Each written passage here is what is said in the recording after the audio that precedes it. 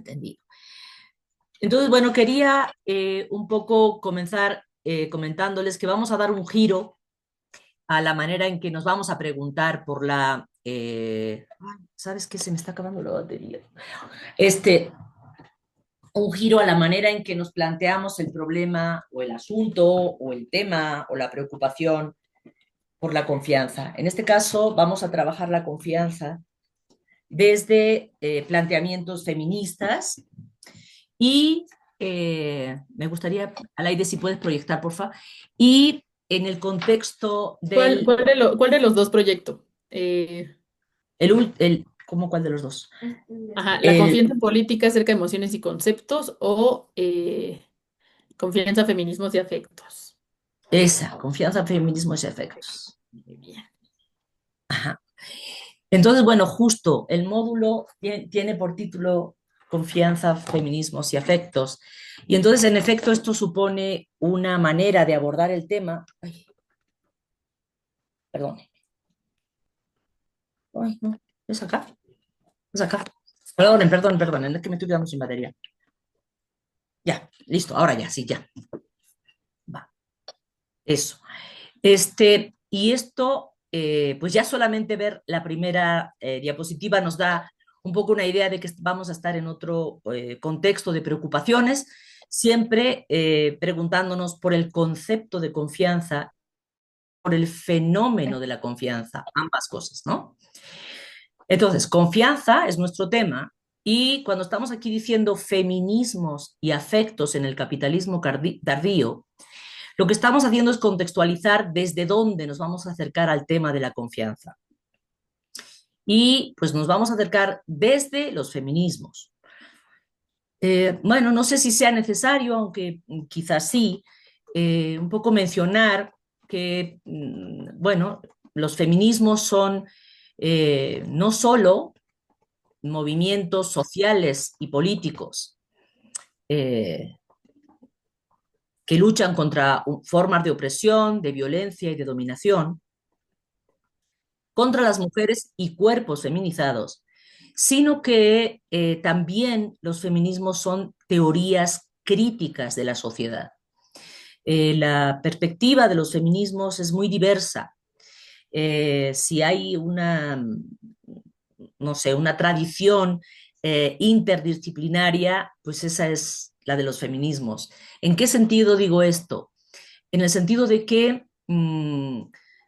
se ha abordado el tema del género, se ha abordado el tema de la opresión, del patriarcado, en fin, los temas que la interseccionalidad, los conceptos que interesan a los feminismos desde diferentes disciplinas, desde la antropología, desde la sociología, por supuesto desde la filosofía, en fin, desde la música, desde la literatura, desde muy diversas áreas del conocimiento. Y en particular nosotras vamos a trabajar en este módulo a cuatro feministas, dos de ellas claramente filósofas y dos sociólogas. Bueno, Sara Ahmed también se dedica a la crítica literaria o se dedicó un tiempo a la crítica literaria. Entonces esto hace que el planteamiento, digamos, la mirada, la confianza, tenga esta, eh, digamos, este giro específico, ¿no? No, no estoy viendo toda la pantalla. ¿Tenemos toda la pantalla abierta? Sí. Sí. Ajá. A ver, déjame ver si yo puedo. ¿No? Bueno, no sé. Bueno, en el título también decimos feminismos y afectos. Y entonces esto significa que estamos ubicando el asunto en el ámbito del giro afectivo, es decir, feminismos, es decir, muchísimo. Y hay feminismos desde el siglo XVIII, más estructurados, digamos, desde mediados del siglo XIX, o más sistemáticos de mediados del siglo XIX. Y es a principios del siglo XX que los feminismos asumen lo que se ha dado en llamar el giro afectivo. Y vamos a ir viendo en qué consiste este giro afectivo y por qué nos importa a nosotros y a nosotras a nosotros, para pensar el tema de la confianza.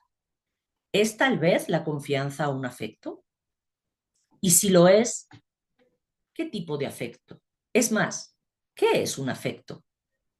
Esas son preguntas desde las que tenemos que partir, ¿no? Y en el título de este módulo hemos añadido en el capitalismo tardío. Y esto no es una coletilla sin más. Nos estamos planteando cuestiones que tienen que ver con cómo nuestras sociedades han articulado sus relaciones, las relaciones institucionales, las relaciones interpersonales, a partir de esta condición política, social, política y económica que supone el capitalismo tardío. Siguiente al aire, por favor. Entonces, quiero un poco comenzar, ¿no pasó? Con una pregunta. ¿No pasó al aire?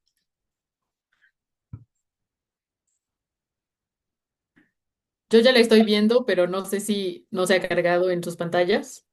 No, no, No, no es se ha que cargado. luego se borra el permiso, entonces salte de la pantalla completa. Sí, Yo no tengo voy. pantalla completa. Ahí, Aquí, ahí ya. Sí, ya vi. Y creo que la voy a así. proyectar desde otro lado. Espéreme. Bueno, el asunto entonces es que nos vamos a preguntar sobre la confianza desde ahí, o sea, desde estos tres grandes rubros, ¿no? Y la pregunta no es tanto una pregunta, digamos, de carácter, no sé si decir metafísico o ontológico. La pregunta no es ¿qué es la confianza?, sino ¿qué hace posible la confianza? Entonces, estamos tratando de ubicarnos en una posición para mirar el fenómeno de la confianza. Bien, dicho así, lo que vamos a ver es que eh, no nos está interesando la confianza como un estado psicológico individual. Nos interesa como condición de posibilidad de lo común. ¿Qué es eso común? Lo común es lo que hace posible la vida compartida, lo que la hace viable. Lo común es un conjunto de significados, relaciones, es un universo simbólico que sostiene nuestra vida en comunidad, ¿no? Entonces, obviamente, plantear las cosas desde esta perspectiva es ubicarnos en una posición claramente política. ¿De acuerdo? Por eso quería yo empezar diciendo que los feminismos son teorías críticas de la sociedad, ya sea desde la antropología, ya sea desde la estética, ya sea desde la filosofía, en fin, desde la psicología. Los feminismos son teorías críticas de la sociedad, ¿vale? Y eso tiene un componente político. Nosotras tres, porque el módulo, bueno, aparezco en el módulo, pero yo quiero bueno, no solo yo, Alaide, Fernanda y yo queremos hacer un trabajo colectivo, hacer una presentación del módulo conjunta. Entonces, bueno, lo que nosotras sostenemos es que la crisis contemporánea de la confianza no es un problema moral ni un déficit emocional individual. Lo que vamos a defender a lo largo de este módulo es que la crisis o la llamada crisis de confianza es el efecto de transformaciones profundas en nuestras gramáticas afectivas, en nuestras estructuras económicas y en nuestros marcos de reconocimiento. Y entonces ustedes dirán, bueno, ¿y eso de gramáticas afectivas qué es? ¿No? Pues recuerden que estábamos comentando que en el título aparece el concepto de afectos. En un texto que estoy trabajando, utilizo este concepto, gramáticas afectivas, para nombrar ese cúmulo de relaciones, normas y prácticas que regulan nuestra vida en común y que tienen que ver con los afectos. Es decir, que articulamos nuestra vida y nuestras relaciones teniendo de fondo afectos. Y ahora vamos a ver qué son los afectos, ¿no? Por otro lado, obviamente, no hay que olvidar nuestras estructuras económicas, es decir, las estructuras económicas que generan esta crisis contemporánea de confianza. Y nuestros marcos de reconocimiento, es decir, cómo es que se aceptan o no ciertas identidades, cómo es que se aceptan o no ciertas formas de manifestarse en lo público, y eso tiene que ver con marcos de reconocimiento que se han ido generando a lo largo de la historia. ¿De acuerdo? Entonces, un poco explicada la tesis, o sea, la idea es que la crisis de confianza, la llamada crisis de confianza, no es un problema moral, no es un déficit emocional individual, tiene que ver con transformaciones que se han ido dando durante el periodo, digamos, de desarrollo del capitalismo tardío que generan esa crisis de confianza. Y esto lo vamos a ver en 3 momentos. Por favor, Alaide, si puedes pasar la diapositiva. Lo vamos a ver lo vamos a ver a partir de la idea del giro afectivo. Las ideas que el giro afectivo pone sobre la mesa nos conducen a pensar que la política no solamente es un conjunto de acciones que articulan la vida en común, sino que la política se siente. Entonces, ahí es donde aparece este vínculo entre estas teorías críticas de la sociedad, los feminismos, y la política o una política de los afectos. Entonces, desde principios de este siglo, quizá desde antes, desde principios de este siglo, se ha llamado giro afectivo a este reconocimiento del papel que tienen los afectos, las emociones, en la vida política. Desde la modernidad, para todos aquellos que hayan estudiado filosofía o áreas afines, digamos, estarán de acuerdo conmigo en que desde la modernidad se supuso que la política era un asunto de deliberación racional.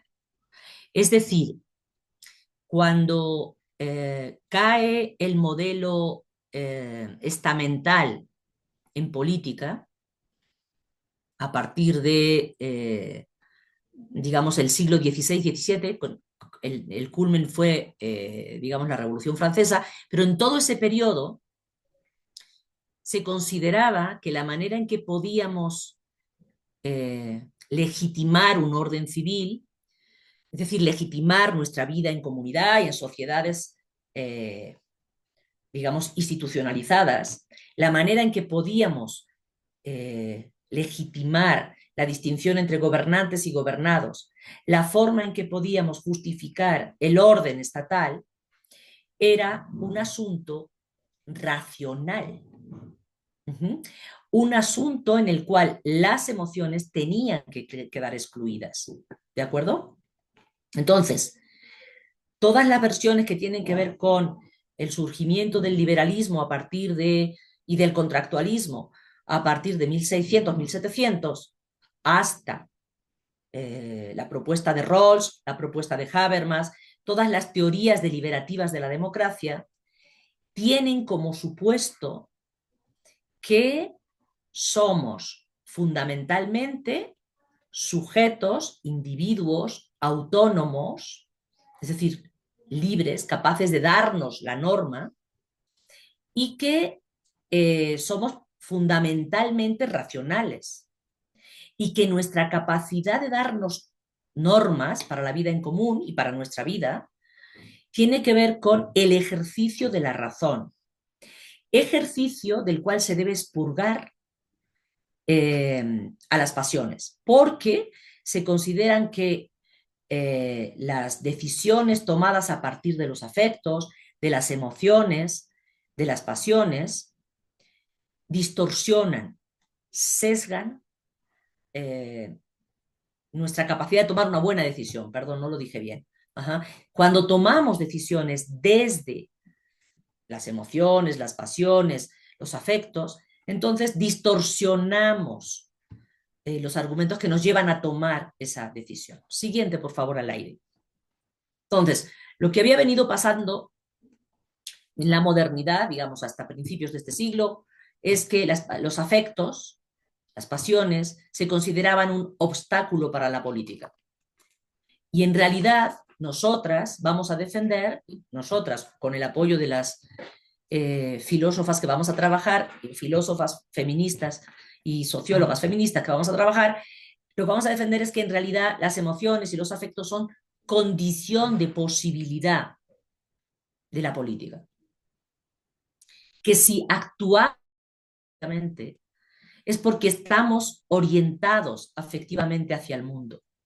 Es decir, porque el mundo nos importa, porque tenemos afectos y vínculos afectivos con el mundo y con los otros. Entonces, para nosotras, el afecto no es una interioridad privada, sino que es una forma de estar en el mundo.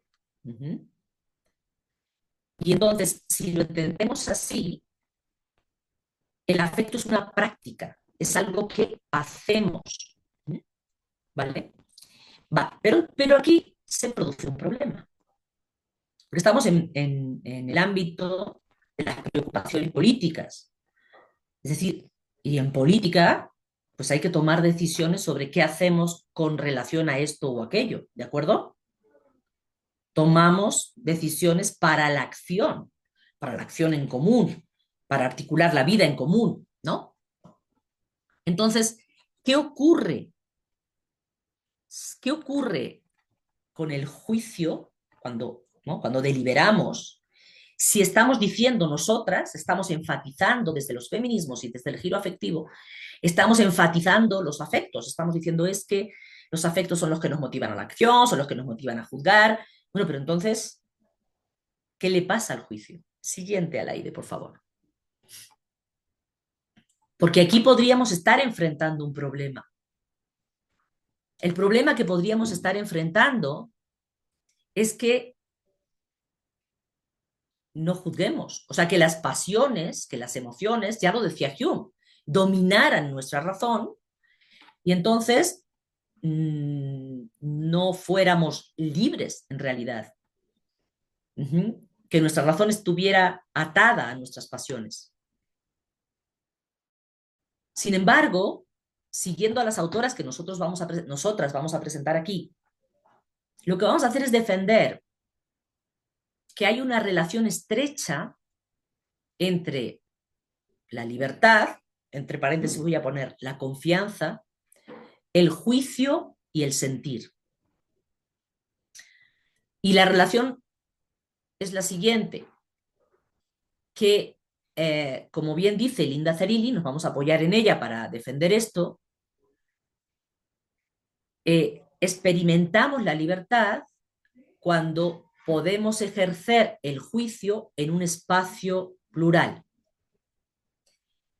En su artículo, que lo dejamos para la lectura del día de hoy, titulado Sentimos nuestra libertad, justamente ella lo que defiende es que sentimos nuestra libertad no porque tengamos emociones privadas, sino porque participamos en prácticas públicas de juicio. ¿Vale? Estos planteamientos de Linda Zerilli los recupera de la idea de juicio político reflexionante que procede de la lectura que hace Hannah Arendt de la crítica del juicio kantiana. Por favor, si alguien necesita mayor explicación sobre esto, párenme y yo me demoro más, ¿vale? Estoy tratando de ir despacito, con la intención de que si alguien necesita, que levante la mano y me diga, ¿no? Bueno, entonces, el juicio político y aguas. Cuando estamos diciendo juicio político, ¿qué estamos diciendo? Porque una vez me ocurrió esto en una plática. No estamos diciendo el juicio ante la ley que se le hace a una persona, sino juzgar es emitir una valoración sobre algo del mundo. Por ejemplo, Trump es un ejemplo de banalidad del mal. Eso es un juicio de carácter político, ¿vale? Y ese juicio político no es igual a un juicio como el de las matemáticas, donde yo digo 2 más 2 son 4. Este juicio que yo acabo de hacer sobre Trump, ¿no? Eh, no es una demostración, no es un cálculo, sino una reflexión que yo comparto y que, con la cual busco persuadir, es más, con la cual busco estar de acuerdo con otros y otras que están conmigo, compartiendo espacio. Uh-huh. Y entonces, esta idea del juicio, de que cuando juzgamos políticamente, no juzgamos como cuando hacemos un juicio en la matemática, ni como cuando hacemos un juicio en ciertas ciencias, o cuando hacemos literatura, sino que los juicios políticos tienen una cierta característica, que es que buscan ser persuasivos, buscan compartir, ¿no? Cuando hacemos un juicio de este tipo, estamos participando en prácticas públicas de juicio, ¿de acuerdo? Alguien podría decirme, Fernanda podría decirme, por ejemplo, que está aquí frente a mí, no, pues yo no estoy de acuerdo, yo creo que estás usando mal el concepto de banalidad del mal, que te estás excediendo en el juicio, por ejemplo. Y yo no podría decirle, como se le dice a un niño que se confunde al sumar 2 más 2, no, estás confundida, ¿vale? Entonces, el tipo de juicio, que es el juicio reflexionante político, es decisivo. ¿Por qué? Porque si ustedes aceptan con nosotras que la confianza es condición de posibilidad de lo común, es decir, de ese conjunto de relaciones y de significados que nos permiten construir juntas y juntos nuestra comunidad, entonces no puede fundarse ni en la pura emoción ni en el puro cálculo racional. Debe pensarse como una práctica encarnada de juicio en un contexto plural. ¿Qué estoy diciendo con eso? ¿Qué significa eso? Que juzgar, que cuando hacemos juicios sobre el buen gobierno, el mal gobierno, o el buen gobernante o el mal gobernante, estamos llevando a cabo una práctica. Y la estamos llevando a cabo en un espacio en el que otros también juzgan. Y en ese espacio lo que queremos es compartir perspectivas de mundo y persuadir a los otros de que la nuestra es la adecuada. Bueno, pero fíjense que aquí estamos diciendo que son prácticas encarnadas, que el juicio es una práctica encarnada.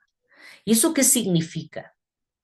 Bueno, significa que es una práctica en la que nuestro cuerpo también está envuelto, en la que no solo es que juzgamos racionalmente, sino que nuestros afectos y nuestras emociones se ponen en juego cuando juzgamos. Es decir, cuando yo digo lo que está ocurriendo en Palestina es un genocidio, estoy haciendo un juicio, pero mi cuerpo me sube un escalofrío al decirlo.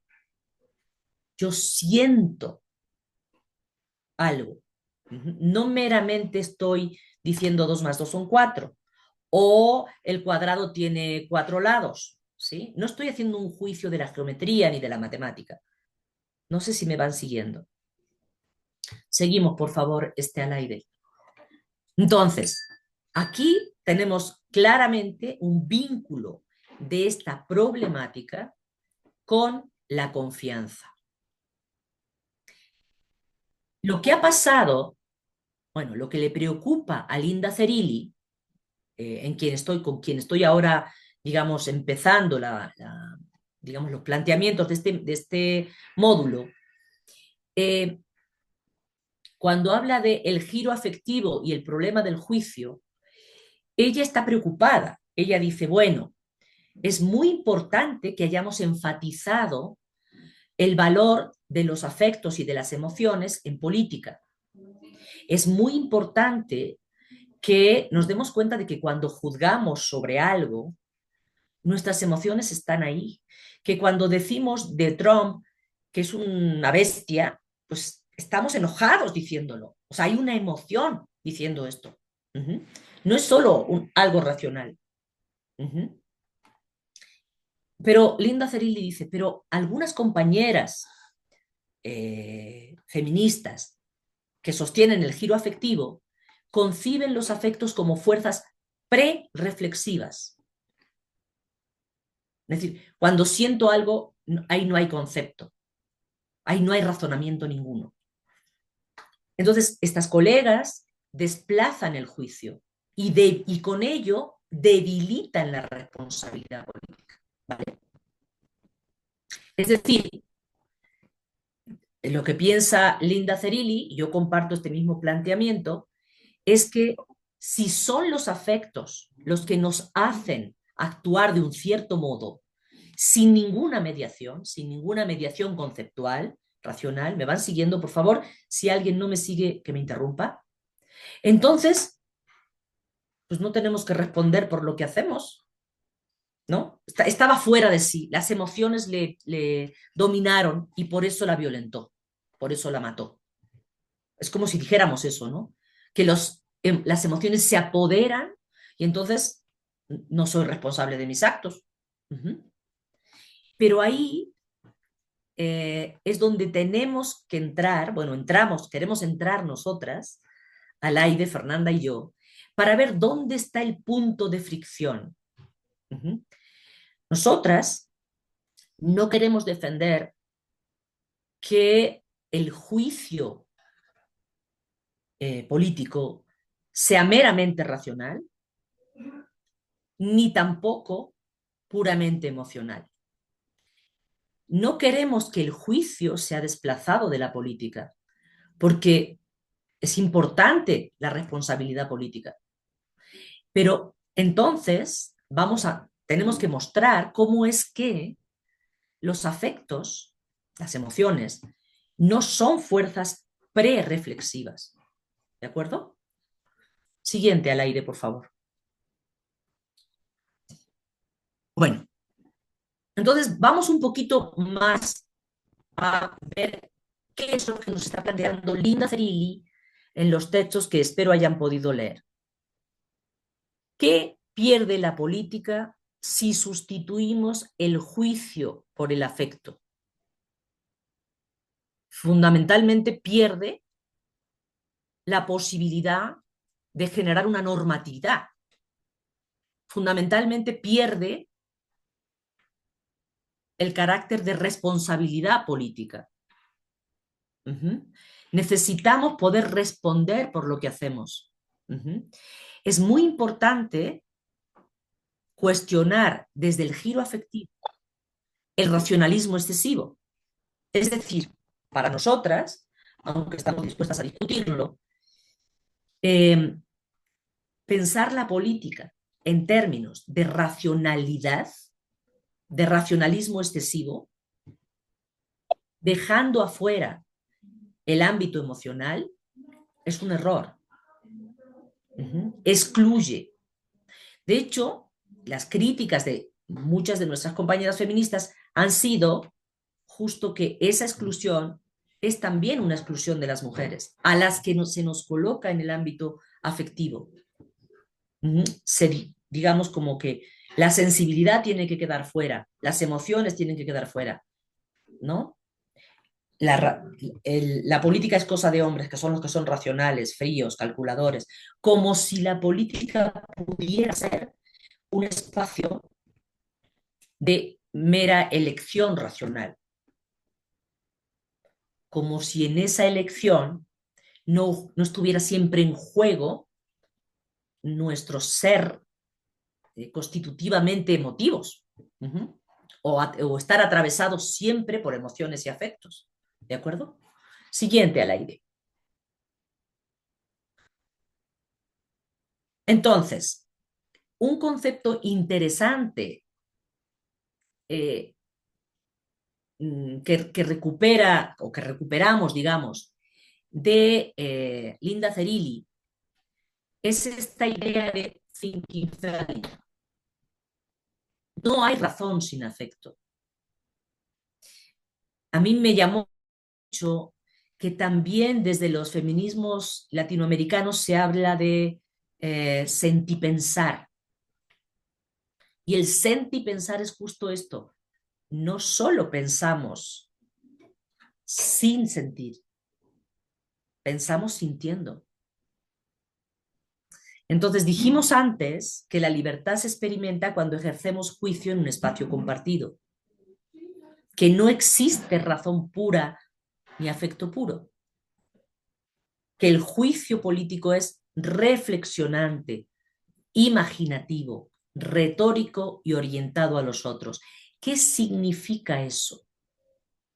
Significa que cuando hacemos un juicio en política, es decir, sobre aquello que nos parece bueno o malo, correcto o incorrecto en política, lo que hacemos es poner en ejercicio nuestra imaginación, colocarnos en el lugar del otro, si es que queremos que ese juicio no sea meramente como un juicio de gusto, como me gusta el helado de chocolate, me gusta el helado de fresa. Pero cuando digo, me parece que el gobierno de fulano de tal es una tiranía, no estoy diciendo que me gusta el helado de chocolate, estoy pretendiendo hacer una afirmación que otros y otras podrían compartir conmigo. Y estoy incluso buscando, digamos, convencer a los otros de que esto es así. No porque haya una verdad última, sino porque de lo que se trata no es tanto de la verdad objetiva, cuanto de la construcción juntos de un mundo en común. Y para eso necesito la anuencia de los otros en cuanto a los juicios que compartimos. ¿Va? ¿Hasta ahorita todo va claro? ¿Todo se entiende?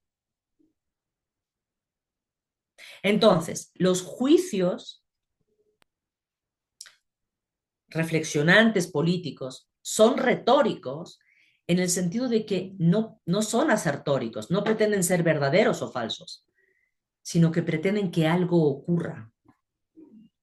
Si yo digo, es que Trump es un ejemplo de banalidad del mal, pretendo despertar en la conciencia de los otros la idea de que hay que sacar a ese señor del gobierno, del país más importante o más influyente del mundo, ¿no? Bueno, estas afirmaciones que estoy haciendo sobre el juicio, las estoy haciendo yo a partir de la lectura que hace la propia Linda Zerilli del juicio reflexionante kantiano. Del juicio reflexionante que Arendt interpreta desde Kant, ¿vale? Y algo que es muy importante para nosotras es que eh, lo que hizo Arendt con el juicio reflexionante kantiano es traerlo al ámbito de la política y pensar que cuando juzgamos, no juzgamos solos o solas, sino que juzgamos en pluralidad. Va, siguiente al aire, por favor. ¿Hasta aquí todo bien? Bueno, y ustedes dirán, madre mía, ya son las 6:46 y todavía no sé por qué estoy escuchando una clase, una plática o lo que ustedes quieran sobre el juicio y la política y el feminismo y esas cosas, ¿no? Bien, pues porque como decíamos al principio, Nosotras queremos sostener que confiar es una práctica, es algo que hacemos, no es algo que nos ocurre, es algo que hacemos, confiamos en los otros, en las otras, en las instituciones, ¿no? Confiamos. Y confiar es una práctica. Y dijimos, es una práctica afectiva. Yo confío o desconfío en función del afecto. En función del afecto, claro que sí, Luz, es muy importante para el juicio moral, mucho. Acabo de dar una plática sobre la banalidad del mal. Y sí, en efecto, algo que le pasaba a Eichmann, Adolf Eichmann, como todas sabrán, fue un teniente de las SS que fue el ideólogo de la solución final, es decir, de llevar a los crematorios a 6 millones de judíos, ¿no? Entonces, en efecto, él no juzgaba, no es que fuera incapaz de juzgar, se negó a juzgar, se negó a poner en ejercicio su imaginación, atrofió su imaginación para no ponerse en lugar de todos esos a los que estaba llevando al crematorio. Y eso es lo que hizo que el mal que propició, que fue impresionante, que fue un genocidio, fuera sin motivos. Por eso la banalidad del mal. Si quieren, platicamos de eso. Entonces, confiar es una práctica afectiva de juicio, porque confío en Fernanda y en algún sentido estoy juzgando que es confiable. Tengo elementos de juicio para pensar que lo es. Siguiente, por favor. Entonces, sí hay un vínculo estrecho entre confiar y juzgar. Pero juzgar no porque un cálculo estratégico sí me sirve, Fernanda, ¿no? O si me sirve como ella es o como ella se comporta. Observo sus comportamientos y entonces hago un cálculo y por eso confío. Ni tampoco tengo ninguna certeza garantizada de quién es ella para que se genere esa confianza. Tampoco tiene que ver confiar con una emoción privada. No es porque la quiero o no es porque tengo afecto por ella, en ese sentido de algo que me pasa adentro. Siento una emoción profunda y entonces eso me hace confiar en ella. No. Más bien confío porque imagino, ¿no? Y esto no, o sea, imagino quién es, qué puede hacer, cómo lo haría, por qué lo haría así. Todo es esa posibilidad que tengo de ponerme en su lugar. Y esa es una evaluación que hago sin garantías. ¿De acuerdo? Entonces, en el ámbito político, que es el que nos está interesando, esto es fundamental. Necesitamos, en democracia, necesitamos de la confianza. Sin confianza, no podría funcionar un sistema democrático. O no podría funcionar bien, plenamente, un sistema democrático. Pero al mismo tiempo, como dice Linda Zerilli, necesitamos presuponer que los sujetos que participan en la vida política, en democracia, son sujetos capaces. O sea, si todos fuéramos un montón de Eichmann, está difícil pensar que vamos a sacar adelante un sistema democrático, que vamos a vivir una vida democrática. ¿Se entiende? Necesitamos suponer, es más que eso, necesitamos que se den las condiciones y ahí es donde ya viene la intervención de Alaide y de Fernanda, necesitamos que se den las condiciones para que los sujetos puedan juzgar, puedan ejercer su capacidad de juicio y hacerlo, digamos, plenamente, es decir, emitiendo juicios encarnados. A ver, voy a desarrollar esto mejor, porque esto es, bueno, pues esta es nuestra propuesta, ¿no? Necesitamos prácticas de confianza democrática. Necesitamos generar confianza democrática para que nuestra vida en común efectivamente sea una vida, digamos, plenamente democrática, radicalmente democrática. Pero, ¿cómo podemos generar esa confianza democrática? ¿Cómo podemos hacer que los sujetos confíen? Y confíen no tiene que ver con un sentimiento, sino que practiquen la confianza. ¿Cómo podemos conseguir eso? Necesitamos que las condiciones para el juicio y para la práctica de la confianza estén dadas. Bueno, necesitamos construirlas, necesitamos generar espacios que propicien que los sujetos confíen.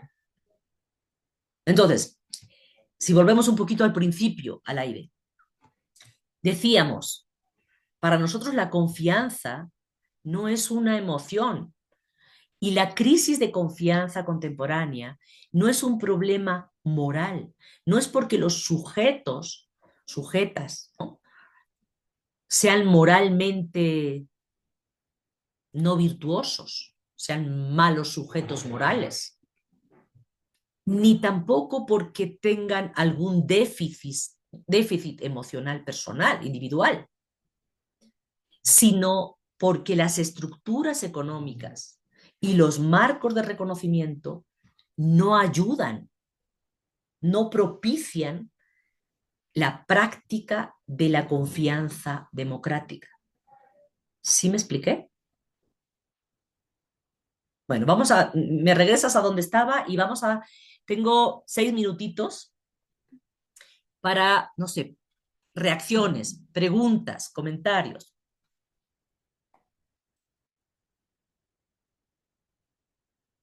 Ninguno. Les convencí a todos.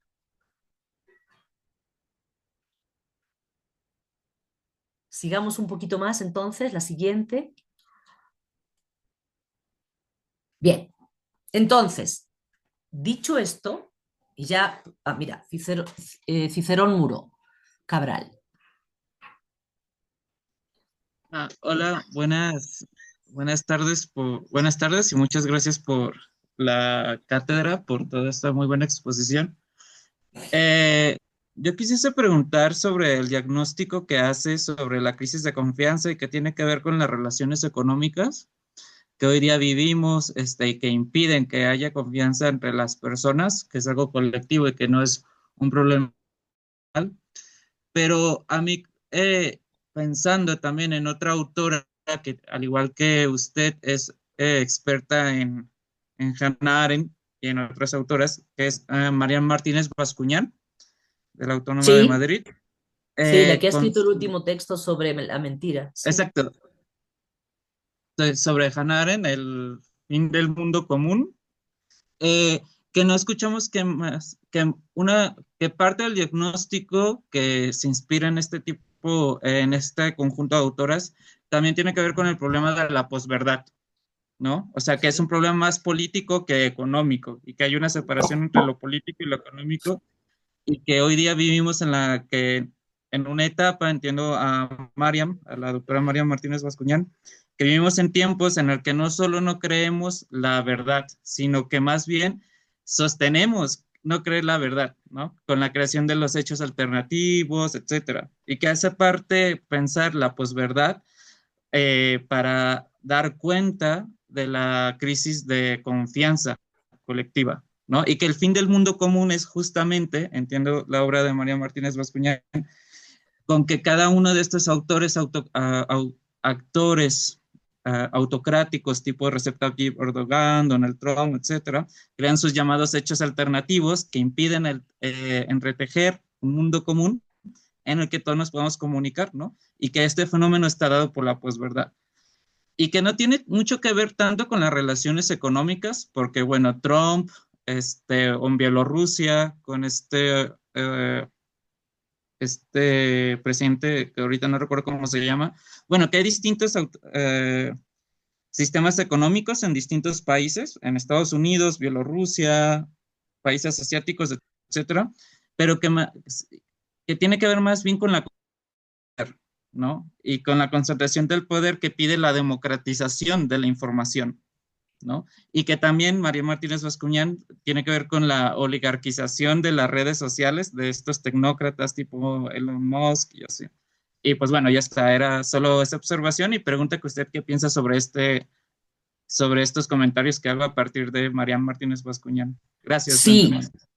sí, no, al contrario, muchas gracias por tu intervención. En efecto, este, mm, justo lo que decía al principio es que se tienen que generar gramáticas afectivas que nos permitan compartir el mundo común. Entonces, esas gramáticas afectivas incluyen esta práctica de confianza. Pero para confiar es necesario que la palabra tenga el valor de la palabra y no sea usada para la mentira. Arendt tiene un texto que se llama La mentira en política.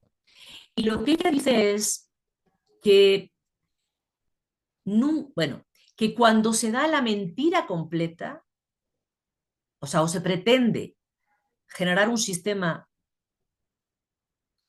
a ver cómo lo diré, que si la mentira imperara de manera completa, perderíamos el sentido de realidad. Porque llega un punto en que ya no se sabe lo que es verdadero y lo que es falso. Pero necesitamos del sentido de realidad, pues para poder estar en el mundo con los otros y para poder construir el mundo con los otros. Y ella insiste en que con todo los hechos son tozudos y que a pesar de todo puede haber quien quiera usar la mentira en política, pero siempre está, digamos, los hechos siempre están al resguardo de esa pluralidad de opiniones, de esos juicios que hacemos todos y todas. Es decir, yo pienso que en efecto lo que está pasando en el mundo contemporáneo es que se está generalizando la banalidad del mal. ¿Por qué?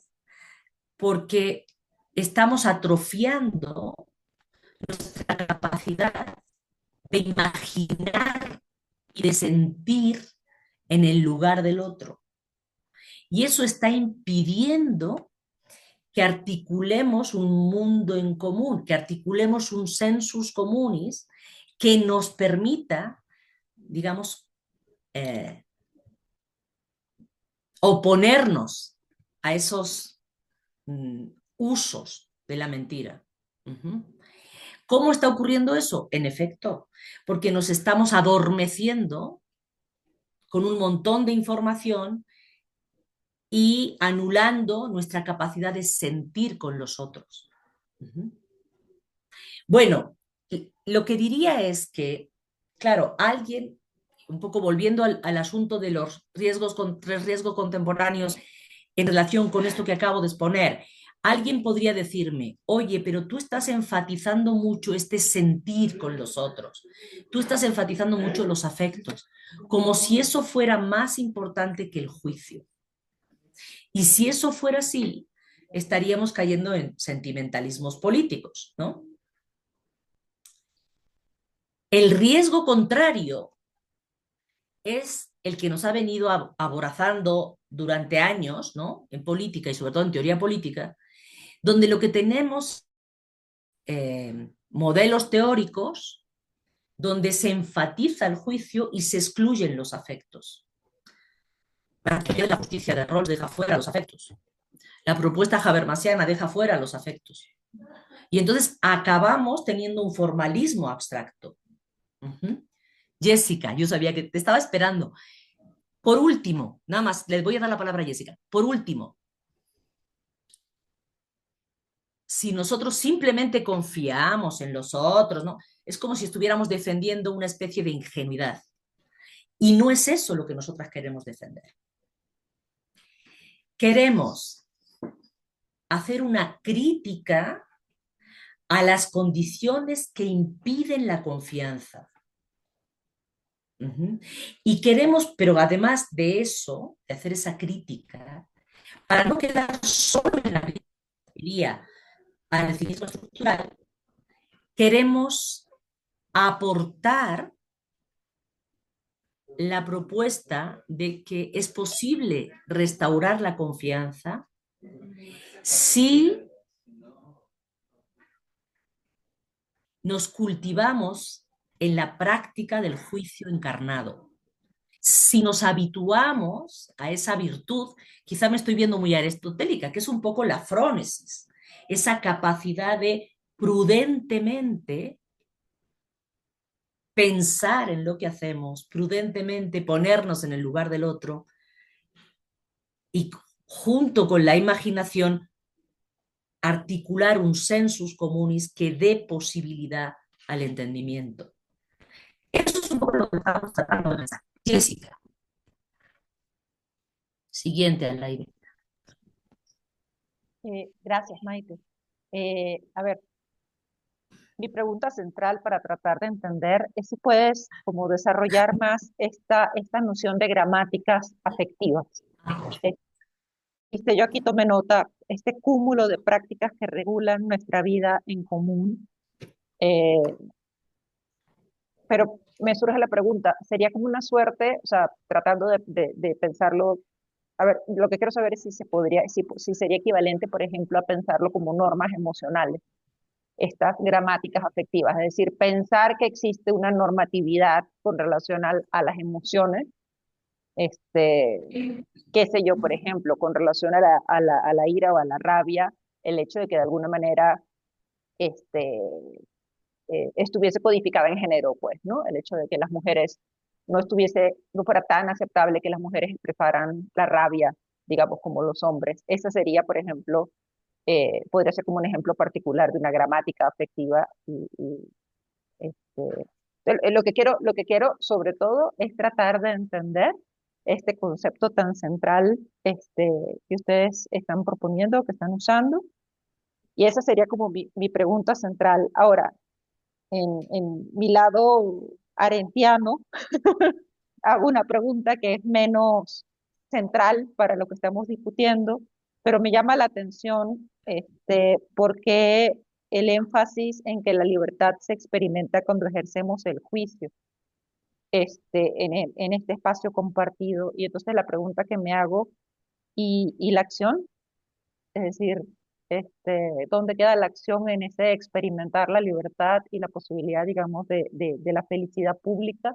Es decir, me surge también este énfasis de por qué solamente el juicio cuando se experimenta la libertad, tal como ustedes lo están planteando.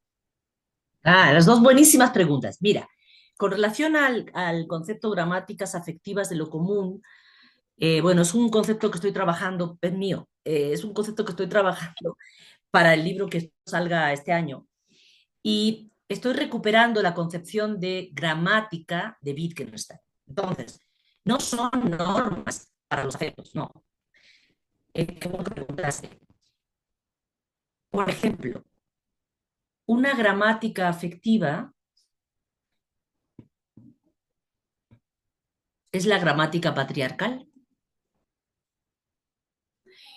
¿En qué sentido? En el sentido de que ahí hay una serie de significados, de normas, de reglas, que nos dicen que las mujeres son esto y aquello, son más sensibles, son más lindas, son más afectuosas, son más, mientras que los varones son más viriles, son más... Eso es una gramática afectiva. Pero puede haber otras. Podemos pensarnos en las relaciones, no solamente que tienen que ver con el asunto digamos, de género. Por ejemplo, en las relaciones raciales. No tenemos por qué pensar, por ejemplo, que los negros huelen mal. Esa es una gramática afectiva en relación con la raza, que hoy ahí está. O que los judíos son avaros. O esos son gramáticas afectivas, porque cuando yo estoy diciendo que un judío es avaro, ahí estoy poniendo una emoción negativa además, y estoy juzgando ese cuerpo, esa persona, ese ser, le estoy colocando en un lugar, incluso afectivamente. ¿Cómo voy a confiar en un judío avaro? Por ejemplo, ¿dónde quedaría ahí la confianza? ¿Cómo voy a confiar en una negra que huele mal? Esos son gramáticas afectivas. Y las gramáticas afectivas tienen que ver con cómo se van solidificando de la historia, significados que se generan a partir de las relaciones que establecemos unos cuerpos con otros. Por ejemplo, una gramática afectiva en la que yo vivo es, quizá, aunque trato de quitármela, pero no lo logro, es los hombres hay que temerles, ¿no? Pueden ser peligrosos. Entonces, si yo voy por la calle un poco en la noche y suenan zapatazos así, pisadas de hombre, yo siento físicamente miedo, aunque pueda pensar, Maite, por favor, o sea, no todos los hombres son violadores. Aunque me lo diga, mi cuerpo está haciendo un juicio. Mi cuerpo es una entidad y yo iba a correr y me pongo a pensar. Eso es una gramática afectiva. Entonces, las gramáticas, todas vivimos en gramáticas afectivas que nos ubican en un lugar o en otro. Son la articulación entre significados, afectos, juicios que norman nuestra vida. Eso es una gramática afectiva. Y ahora, con relación a la idea de que la libertad se siente cuando ejercemos el juicio es una acción, pero mi idea es que, bueno,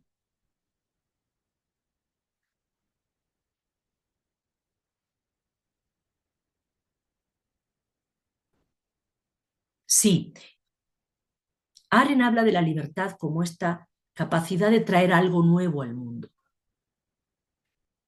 Vale, y entonces ahí está haciendo énfasis,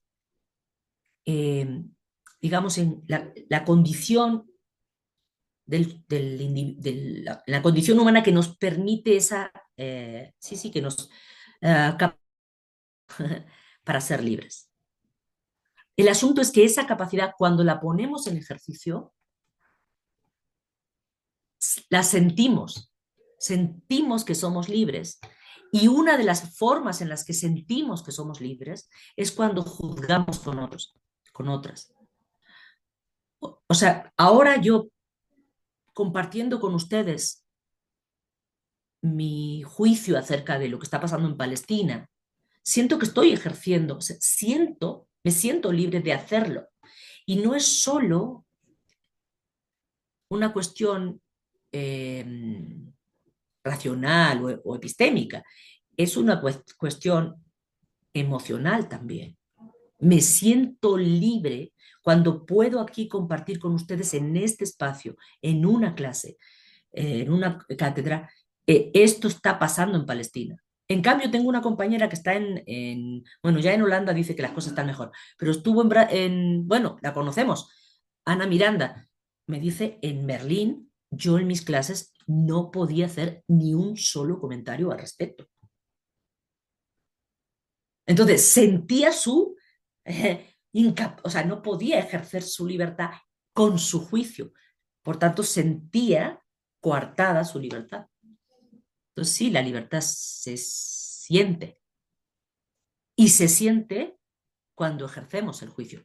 Claro, también se ejerce cuando actuamos, pero también emitir un juicio es una forma de acción. Estoy haciendo algo. Sí. Bueno, no sé si por eso respondí. Yo tengo una lectura bastante heterodoxa de Arendt. Bueno, te quiero pasar mi libro para que me digas qué te parece. Bueno, voy a cerrar ya mi intervención para poder cederle la palabra al aire, porque si no se nos va a ir toda la sesión y ya es por ir despacio, ¿no? Bueno, entonces fíjese, yo estoy ahora en un punto en el que quiero empezar el módulo, bueno, lo estamos empezando el módulo, con una actitud también autocrítica. O sea, hemos empezado con Linda Zerilli porque, bueno, porque Linda Zerilli cuestiona el giro afectivo.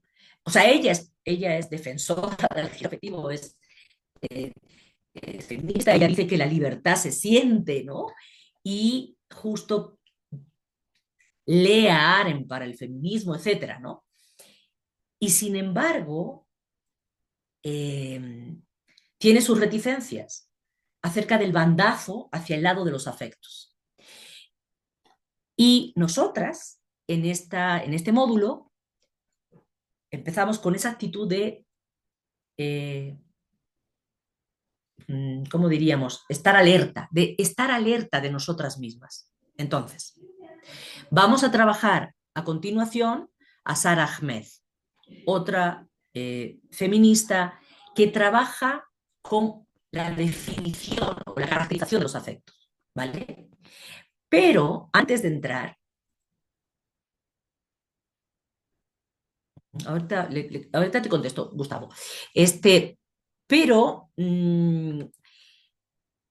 antes de entrar, quiero decir que tanto Sara Ahmed como Eva Iluz, que es otra de las autoras, y Judy Butler, a las que vamos a trabajar, pueden ser leídas como si fueran cínicas estructurales, es decir, autoras que desmontan lo que ocurre en nuestro mundo social y político del capitalismo tardío, es decir, ponen de manifiesto que hay una economía afectiva que orienta nuestros afectos. O Eva Iluz habla de cómo el mercado, el capitalismo, orienta nuestras emociones, ¿no? Y entonces parecería que estas autoras nos llevarían a pensar que toda confianza reproduce el poder, que toda apuesta por practicar la confianza es una ingenuidad y que el juicio es impotente frente a la fuerza de los afectos entendidos como pasiones, emociones, que son prereflexivas, ¿vale? Nos estarían, digamos, desmontando cómo es que los afectos y las emociones están ahí sin que los veamos y están siendo usados y manipulados por el sistema capitalista en el caso de Bailut, por ejemplo, ¿no? Sin embargo, nosotras tres, y junto con la lectura de Linda Zerilli, queremos hacer algo más. Queremos, sí, desmontar jerarquías afectivas, sí, interrogar la racionalización estructural, es decir, poner en crisis esta idea de la razón tan fuerte que ha venido organizando nuestra vida social y política. Sí queremos señalar desigualdades en el reconocimiento, pero queremos mantener abierta la posibilidad de la agencia. ¿Todo el mundo me va siguiendo lo que quiero decir? Podría ser, no digo que eso sea así, pero lo vamos a trabajar, vamos a ir siendo críticas en nuestra propia presentación, que las autoras que hemos escogido acaben siendo cínicas estructurales, es decir, aquellas que dicen, así están las cosas, fíjense qué crisis, qué horror, y entonces somos impotentes, no podemos hacer nada. somos dominados por ¿no? el capitalismo, lo que sea. Bueno, nosotras queremos decir, no, no, no, no. Desmontamos cómo se ha venido construyendo una cierta gramática afectiva, porque creemos que se puede construir otra. ¿Sí me explico? Ok, entonces déjenme ahorita contestar rápidamente y ya le voy a dar la palabra a Alaide. Creo que hoy hay un montón de mensajes nuevos. A ver, el de Gustavo. Pero si emito un juicio político, por ejemplo, un comentario racista, lo cual sería inmoral, también estaría ejerciendo mi libertad, aun cuando estaría promoviendo quizá un discurso de odio. ¿Cuál sería entonces el límite del juicio? ¿Los límites de los juicios coincidirían entonces con los límites de la libertad? Bueno, perdón.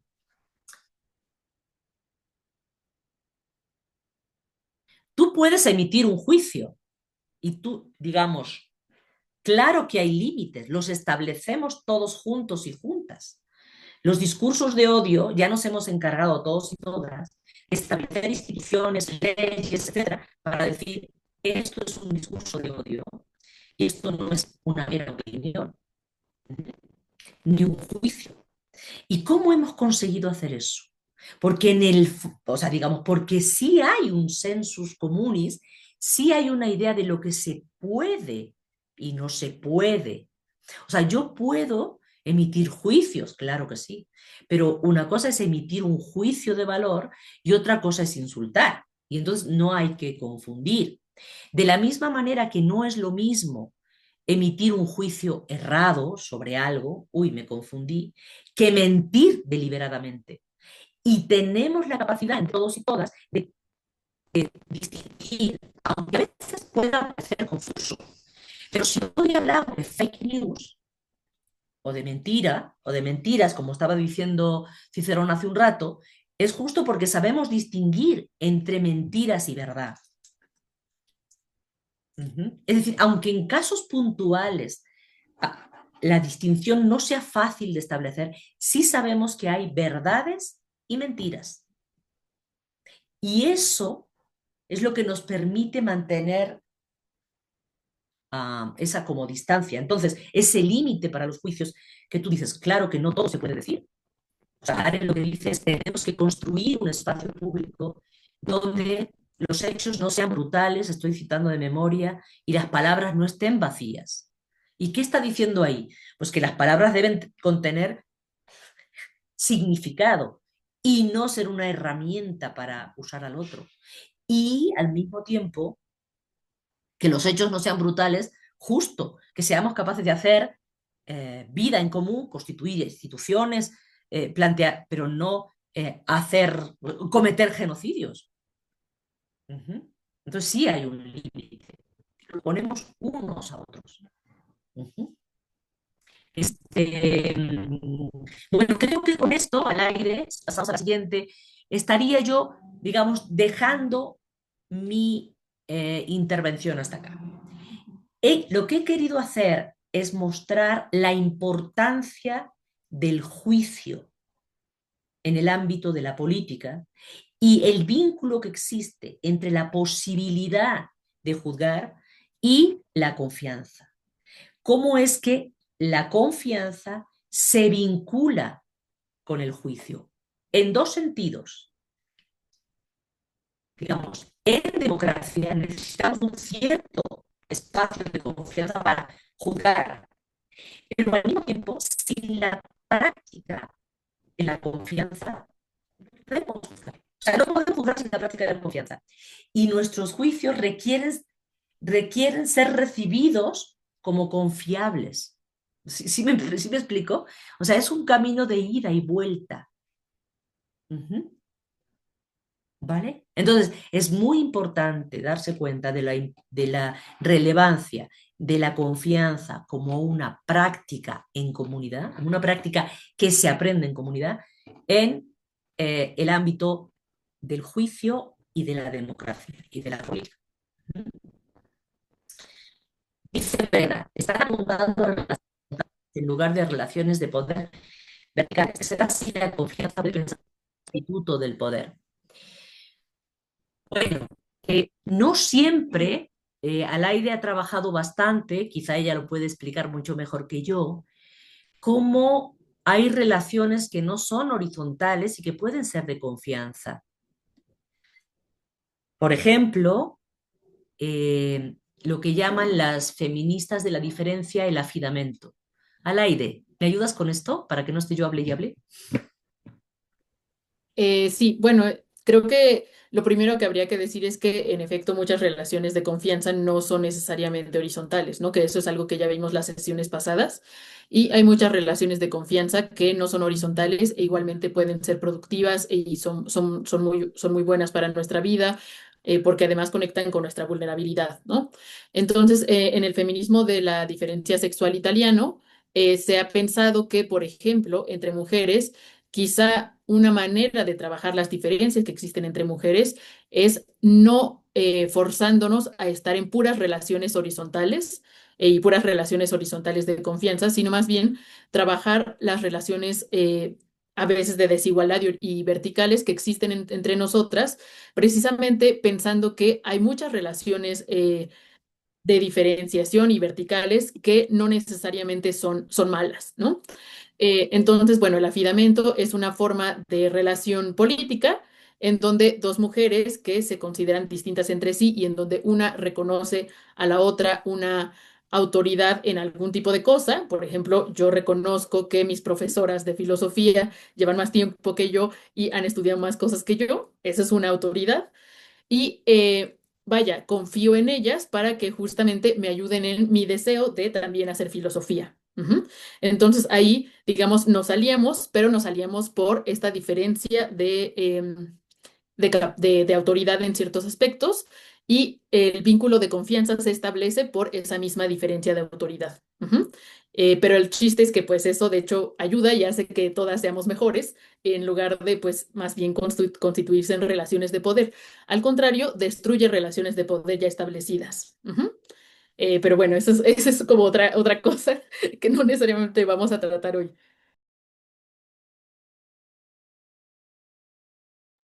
Bueno, entonces, la siguiente autora que vamos a trabajar es Sara Ahmed. Esta es una autora que escribe un texto titulado Política Cultural de las Emociones. En todo lo que yo acabo de exponer está el pozo de los tres artículos que les dejamos en el Classroom, que uno se titula Sentimos nuestra libertad, el otro se titula Saltando la brecha entre razón y emoción, y el último se titula, es justo el que cité, ay, ¿cómo era? El giro afectivo y el juicio, algo así. Bueno, esos tres textos están a la base de lo que yo acabo de exponer, ¿vale? O sea, no estoy inventando nada, estoy recurriendo al pensamiento de esta autora para tratar de pensar estos vínculos, aunque quizá estoy forzándola, porque ella no habla de confianza, ella habla de libertad, pero para mí es posible hacer este traslado, ¿vale? Entonces, ahora al aire, vamos a presentar el pensamiento, los planteamientos de Sarah Ahmed. Sí, bueno, como vieron, estamos partiendo como de varias autoras, que en realidad ninguna de ellas trabaja explícitamente la confianza, pero estamos como agarrando lo que en ellas nos parece que es útil para pensar la confianza como es que la queremos pensar, ¿no? Que, o sea, si lo recuerdan del principio de la clase, la idea es que la confianza para nosotras en política sería una condición de posibilidad de lo común, ¿no? Y estamos pensando que se requiere la confianza como una práctica encarnada para poder tener justo estas gramáticas afectivas de lo común.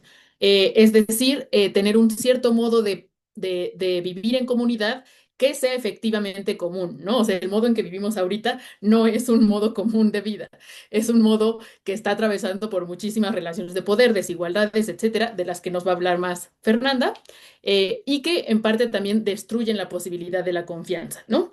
Entonces, vamos a ahora a hablar un poco de Sarah Ahmed. Ella es muy interesante, es una autora que a mí me gusta mucho porque, vaya, ella se hace se enfoca en hacer un análisis de las emociones específicamente en política, pero que propone una metodología que es muy útil para estudiar las emociones en general, ¿no? Bueno, nosotras creemos que para entender la confianza, pues obviamente necesitamos no solo pensar en el juicio, ¿no?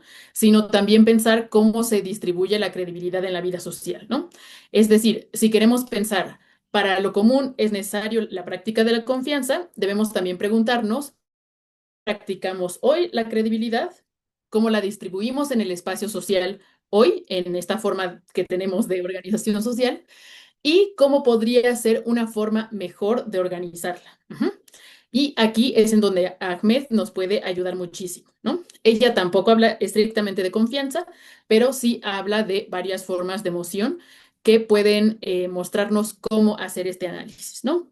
Esto lo hace en un libro que se llama La política cultural de las emociones, ujú, que tiene como base un estudio de las emociones que no se enfoca tanto como en lo que son, sino en lo que hacen. Ujú. No se trata de un libro que trate de definir qué son las emociones, sino más bien rastrear en el campo social qué hacen las emociones. Ujú. Es, ella, sobre todo, quiere pensarlas en política, ¿no? Y obviamente hay muchas otras formas de pensar las emociones que también son muy interesantes, pero en esto nos concentramos específicamente en política. Ujú. Y lo digo porque he visto que han estado haciendo muchas preguntas, muchos señalamientos de que también la confianza es muy interesante en el ámbito moral.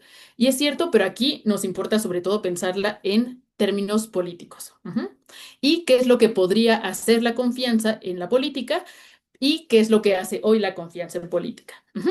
Entonces, bueno, la tesis principal de este libro de Ahmed es que las emociones no son estados mentales que pertenezcan a un sujeto, a un individuo, sino que más bien son efectos de distintos modos de contacto entre cuerpos. Ujú.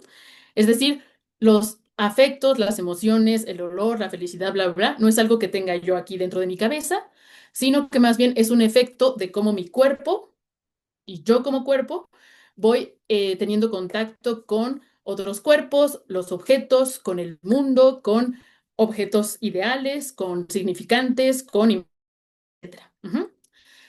Las emociones, además, circulan entre los cuerpos. Ujú. No, digamos, se quedan adentro o afuera de los cuerpos. No es como que estén allá y yo las interiorizo o que yo las tengo en mi mente y las proyecto sobre el mundo, sino que más bien las emociones, precisamente porque están en el contacto, se mueven entre los cuerpos. Ujú.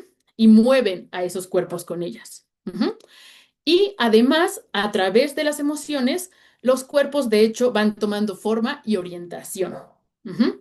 Es decir, ella cree que conforme vamos sintiendo, nuestro cuerpo va tomando una cierta forma, una cierta orientación hacia otros objetos del mundo, hacia otros cuerpos, etcétera.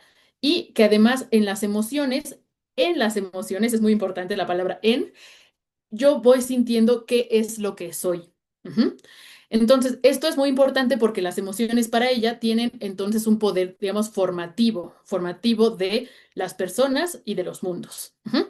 Las emociones configuran en su circulación fronteras entre cuerpos, cuerpos individuales, pero también cuerpos colectivos, configuran proximidades entre cuerpos y también distancias entre cuerpos. Ujú. Además, esta configuración depende de historias sedimentadas de contacto entre cuerpos. Ujú.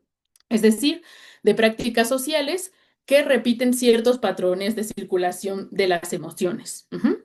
Así, aunque las emociones son inmediatas, yo siento inmediatamente cómo me siento, involucran siempre significados y lecturas sobre los objetos de la emoción, ujú, que además se solidifican como efecto de las emociones que se experimentan con su contacto.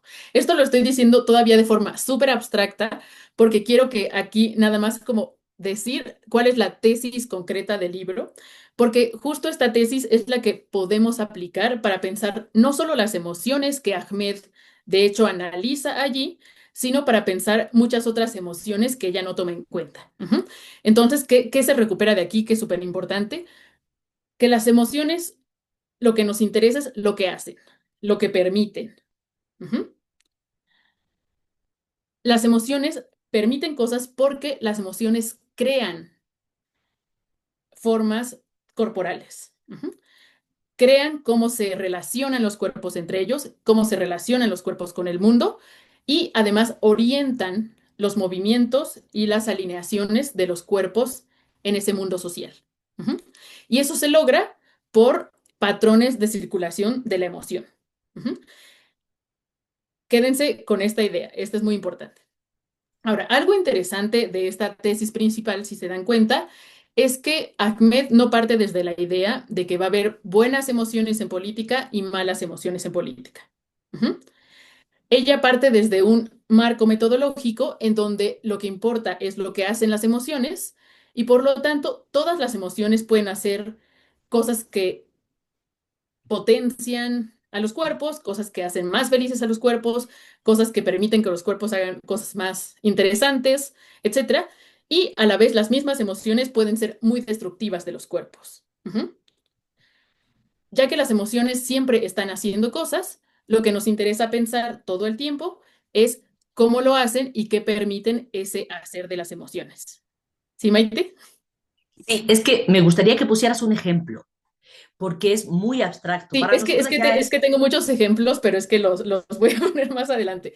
Es que bueno, justo no nada más quiero. uno para explicar qué significa eso de que las emociones se mueven entre los cuerpos y que Sí, es las que, emociones, ajá, Maite, es que sí lo tengo planeado. Voy a hablar del dolor, el miedo, el odio y el amor, pero más adelante. ¿Sí? Les lo estoy dejando ahorita súper abstracto porque quiero que se queden con esa idea. ¿Qué es lo que las emociones hacen? Crean configuraciones del mundo.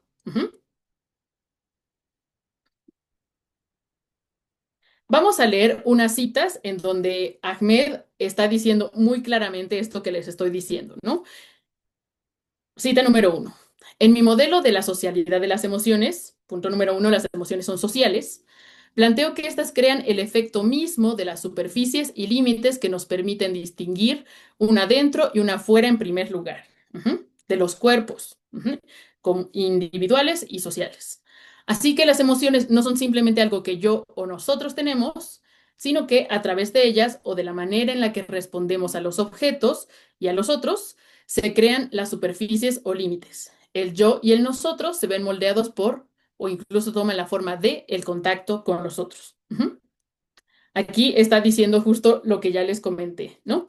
Las emociones crean las fronteras entre los cuerpos, crean eso que podemos decir que es yo, nosotros, ellos, ustedes, otros.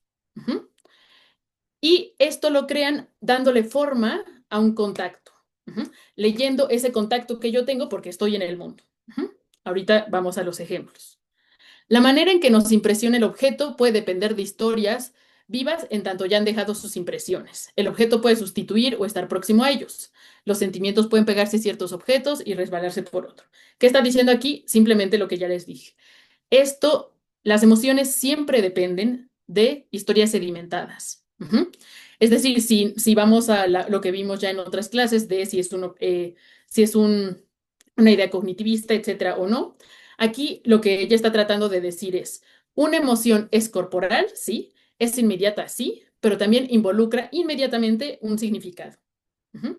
Y la posibilidad de decir un juicio al respecto de esa emoción y de cómo estoy leyendo el objeto sobre el que tengo un sentimiento. Entonces, las emociones son a la vez corporales y a la vez son un juicio. Son un afecto intenso que se siente en el cuerpo, inmediato, que no reflexiono, pero que involucra un significado muy claro.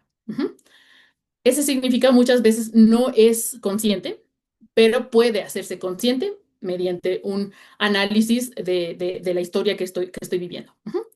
Y otra cita, sugiero que el trabajo de la emoción, lo que la emoción hace, involucra que ciertos signos queden pegados a ciertos cuerpos. Por ejemplo, cuando otros se vuelven odiosos, entonces se dirigen acciones de odio hacia ellos. De nuevo la idea, las emociones crean los cuerpos de cierta manera. A través de las emociones los cuerpos van configurándose. Y van configurándose como cuerpos que producen ciertas emociones en el mundo social. De manera inmediata, sin que haya una reflexión, pero porque hay historias sedimentadas de significación. Entonces, ¿Qué cosas quedan muy como, cuáles son como los ejes de esta tesis y esta forma de pensar las emociones de Ahmed? Bueno, aquí puse 5 que son como las más importantes, ¿no? Las emociones son impresiones. Ujú. No están ni en un sujeto ni en un objeto, sino en un encuentro entre ambos. Tampoco consisten en puro afecto o pensamiento, sino que son ambas cosas a la vez. Ujú. Pensemos en el dolor, ujú, que el dolor es la primera cosa con lo que empieza Ahmed analizando en el primer capítulo. ¿No? El dolor está a un nivel, digamos, más literal, en el nivel más físico, en un contacto entre mi cuerpo y otro objeto. Ujú. Entonces, el dolor no está en mí, tampoco está en el objeto, no está en el cuchillo que me raspa, sino en el contacto entre el cuchillo y mi piel. Ujú. Entonces, así como el dolor está allí, todas las emociones no están de un lado u otro. Las emociones siempre están en un contacto que tengo con algo. Ujú. En el dolor, además, esto es muy interesante porque aún un dolor físico, que puedo pensar que es como inmediato, involucra ya una serie también de significaciones. Ujú. Así, por ejemplo, no sé si a ustedes les pasa que tal vez se pegan con algo, pero no lo están pensando, están en distracción y no les duele tanto. Ujú. Pero, no sé, te vas a vacunar y estás pensando, me va a doler porque las vacunas duelen, y entonces te duele muchísimo la inyección. Ujú. Digamos, aún el dolor que podríamos pensar que es una sensación directa, siempre involucra tanto algo físico, corporal, y un contacto puramente corporal, como significaciones. Ujú. Una significación que lee ese contacto y dice, duele. Ujú. Ahora, les dije que Ahmed se preocupa sobre todo por cómo las emociones hacen cosas sobre los cuerpos. Ujú. El dolor es un tipo de impresión que hace ciertas cosas en los cuerpos. Ella dice, el dolor lo que hace usualmente es hacer que sienta la superficie de mi cuerpo. Siento una superficie de algo que soy yo y además en ese sentir una superficie siento un rechazo de un objeto que siento que me está doliendo. Ujú. Entonces, ¿qué hace el dolor sobre los cuerpos? Usualmente los cierra y los aleja. Ujú. Aquí podemos ver cómo ella no está diciendo, bueno, el dolor es, y poniendo una definición. Ujú. Está analizando a partir de lo que hace sobre los cuerpos, ujú, y del modo en el que dos cuerpos se encuentran en el dolor. Eso crea un cierto movimiento. Ujú. En el dolor los cuerpos se encuentran alejándose, ujú, porque hay una lectura del contacto como una transgresión. Ujú. Ahora, esto es muy evidente en el dolor físico. Ujú. Pero el dolor no es solamente una cosa física. Ujú. Hay muchas formas de dolor que van trasladándose hacia el contacto con otras cosas y hacia la transgresión de otras superficies. Ujú. Piensen en un dolor de una pérdida. Ujú. Por ejemplo, de cuando alguien fallece. ¿Mm? ¿Por qué decimos que esa pérdida duele? E incluso a veces lo sentimos como, siento que me arrancaron un miembro. ¿Mm? Bueno, porque en esa pérdida hay una lectura de que esa persona que he perdido pertenecía a mi mundo. Ujú. E incluso pertenecía a mi existencia en el mundo y estaba imbricada totalmente en mi historia, ujú, en mi yo. Ujú. Entonces, su desaparición se siente como una transgresión de eso que soy yo, aunque ese yo obviamente es una posición en el mundo, un mundo al que estoy acostumbrada, etcétera. Ujú. ¿Sí entienden hasta aquí cómo las emociones son impresiones, como encuentros entre los cuerpos? Ujú. Ahora, les dije que la forma en la que las emociones hacen cosas, pueden hacer cosas que son interesantes, que potencian los cuerpos, pero también pueden hacer cosas que no potencian los cuerpos. ¿Mm? De nuevo aquí, en esta impresión de dolor, hay varios ejemplos que podrían ser interesantes. En la pérdida de una persona amada, cuando fallece, ¿cuál sería una reacción de dolor? Bueno, cerrar el cuerpo, alejarme, sentir esa pérdida como una transgresión de mi cuerpo, que eventualmente deja una herida, pero en donde puedo, digamos, aceptar la pérdida y más bien abrazar la herida como el recuerdo de esa persona que he perdido. Digamos, ahí hay una reacción al dolor y hay una lectura del dolor en donde lo que permite hacer sobre mi cuerpo, sobre mi historia, sobre mi yo, no me deja mal. Pero puede que tenga una pérdida por un rechazo. Puede que una persona que yo amo, mi pareja, termine conmigo. Ahí hay dos formas de reaccionar. Yo puedo sentir que esa persona era parte de mi mundo y que me pertenece y que no se puede ir. Puedo decir, no, o sea, como me está doliendo y siento que me está transgrediendo mi yo y mi historia y mi mundo como yo lo conozco y lo acepto, no se puede ir. Y entonces voy y me pongo en ese y digo, no, no te puedes ir, no me puedes dejar. Y podrían pasar cosas horripilantes, ¿no? Por ejemplo, en una economía afectiva en donde se considera que en efecto la persona amada sí te pertenece, pues eso puede convertirse, por ejemplo, en un asesinato, ¿no? Pero también podría hacerse que, ok, yo en ese sentir que me está rechazando, siento que de hecho hay una frontera, una superficie que nos separa, que me separa a mí, que lo amo o lo que sea, y que lo separa a él, que tiene derecho a dejar de amarme cuando se le da la gana. Cuando podré ahí ver que sí es efectivamente un otro, y en el sentir esa superficie, ver que somos dos personas separadas. Esto lo digo porque, de nuevo, no hay ningún que sea buena o mala, sino que todas las emociones pueden hacer cosas distintas dependiendo de cómo en esa emoción estén operando los significantes que leen el contacto. Pero lo que es muy importante de que aquí quede claro es que ese contacto y los significantes que están allí son inmediatos. Usualmente yo no reflexiono, sino que siento. Siento ese dolor y mi cuerpo reacciona y se alinea de cierta manera. Ok. Punto número 2. Las emociones, evidentemente, como he dicho, como se deriva de lo anterior, son relacionales y además son intencionales. Es decir, las emociones solo existen en relación. Solo hay emociones en tanto dos cosas están en relación. Y son intencionales porque siempre son acerca de algo. Ese algo puede ser difuso, pero siempre siendo emociones acerca de algo. E igualmente, la emoción puede relacionarme con algo que no es una cosa específica, puede ser una idea, una historia, una narrativa, etcétera, pero siempre me relaciona con algo.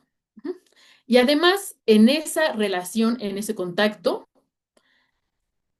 ese objeto y yo, como quien estoy teniendo la emoción, se van creando. Esta es una idea muy importante porque justo vimos lo que está diciendo es que las emociones configuran los mundos, ¿no?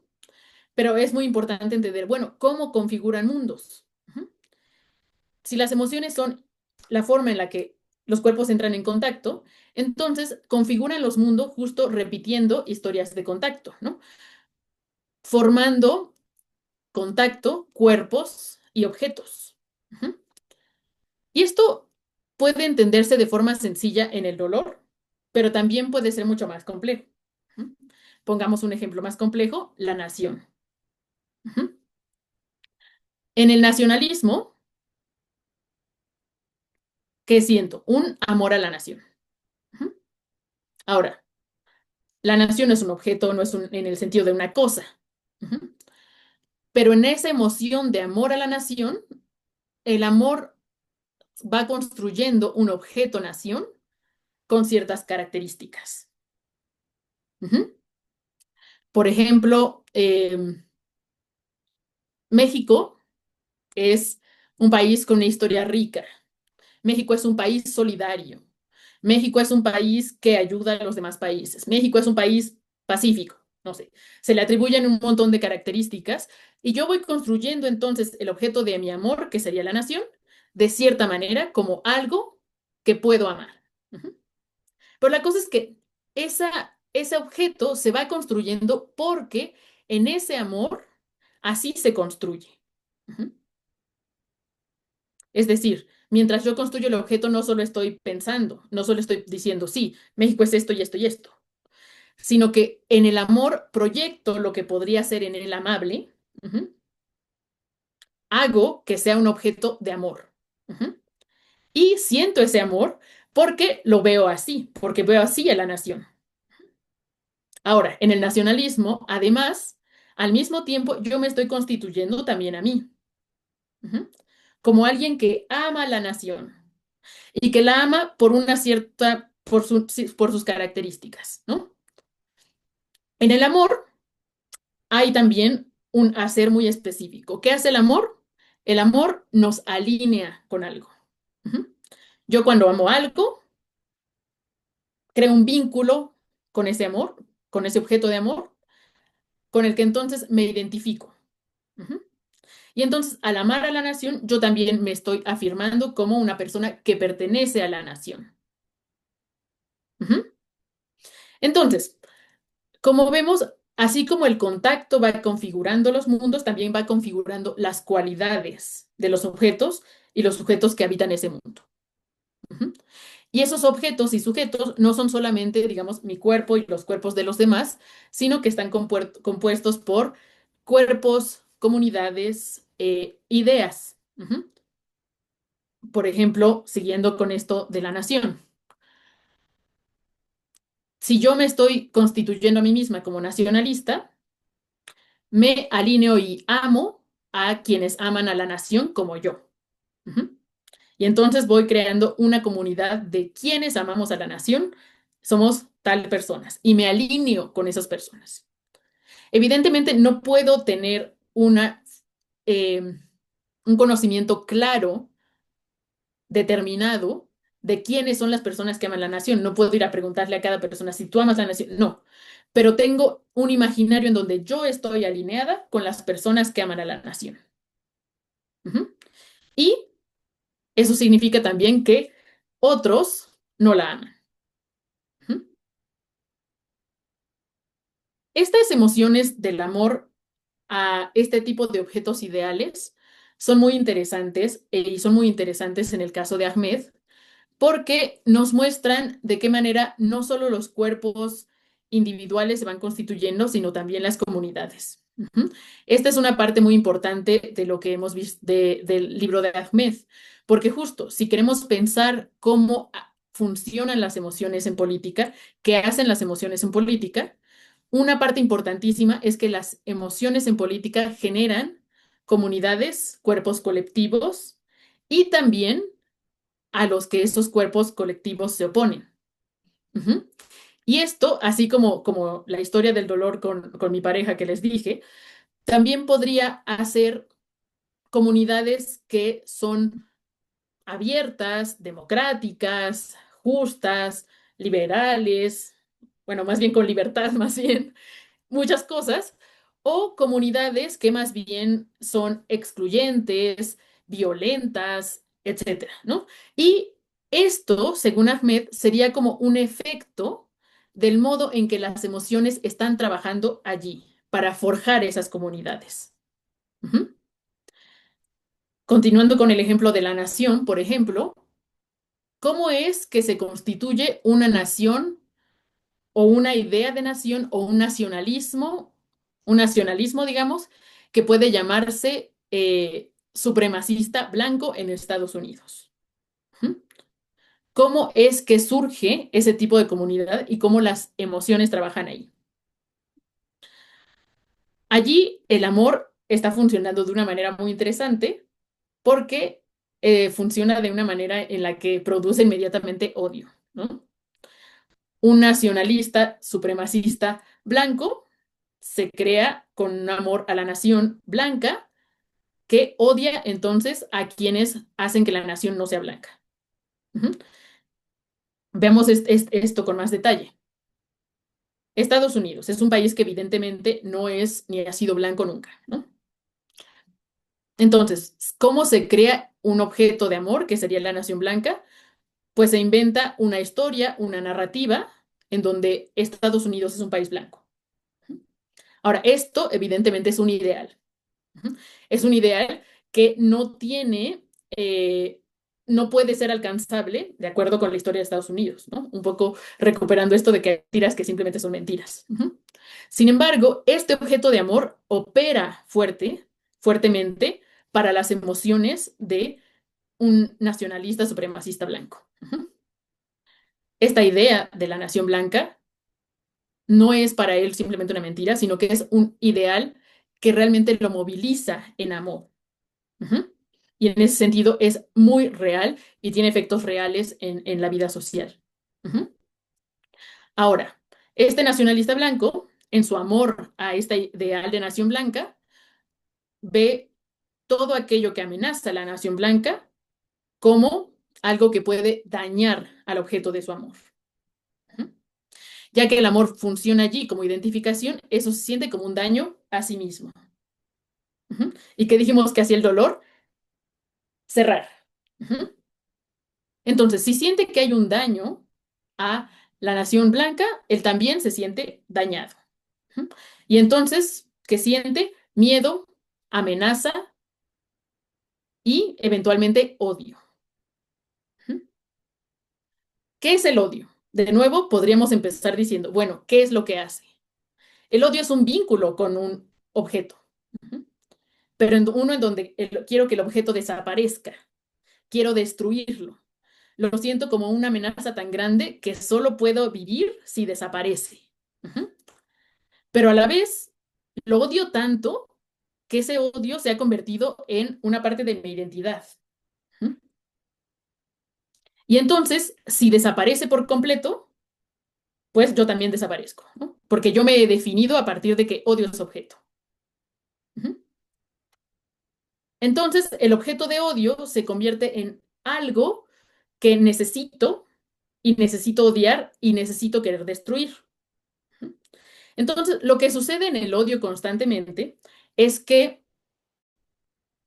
digamos, aquello que odio del objeto odiado, lo traslado continuamente hacia otros cuerpos.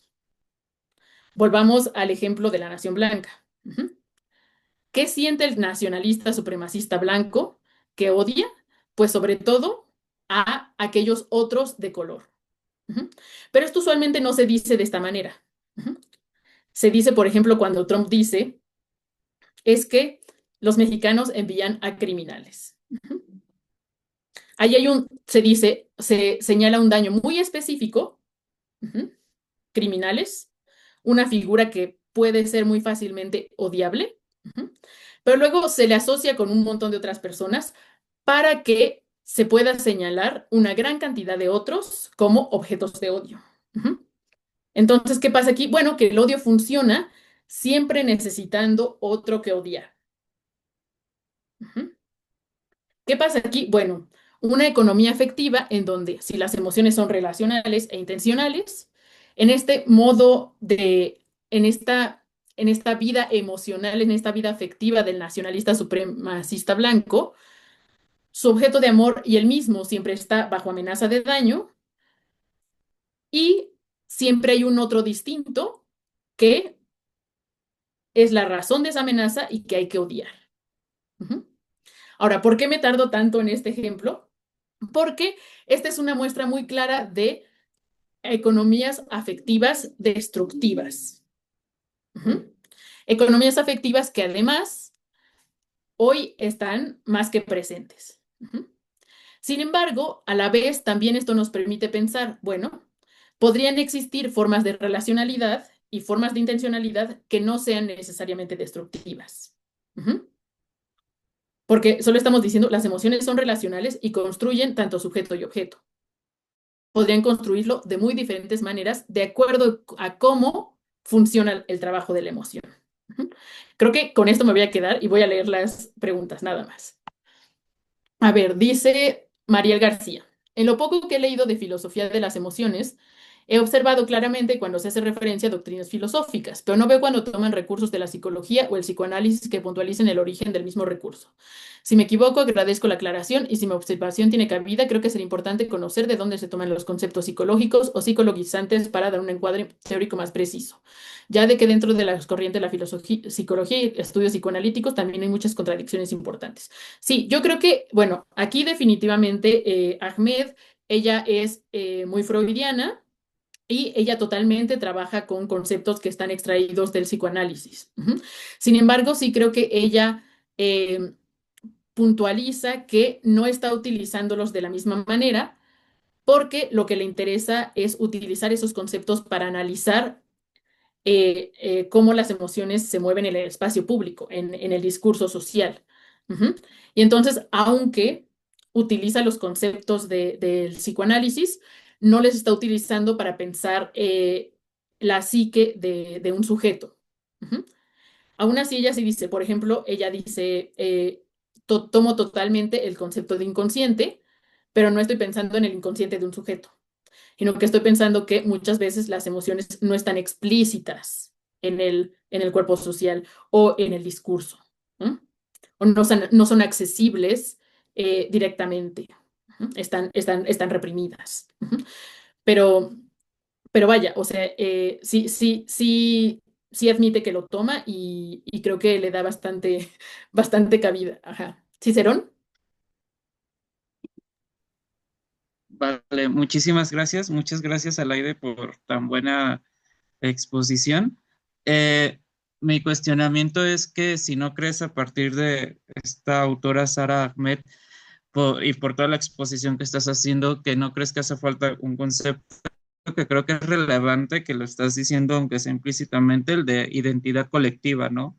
O sea, en la construcción de nosotros y un otro que está ahí en la narración de este nacionalista blanco de Estados Unidos, bueno, en ese proceso narrativo, estás construyendo una identidad colectiva que puede ser moldeable conforme a las emociones, tal y como estás diciendo. Eso, el concepto de identidad colectiva, si hace falta, o enfatizar, tal vez.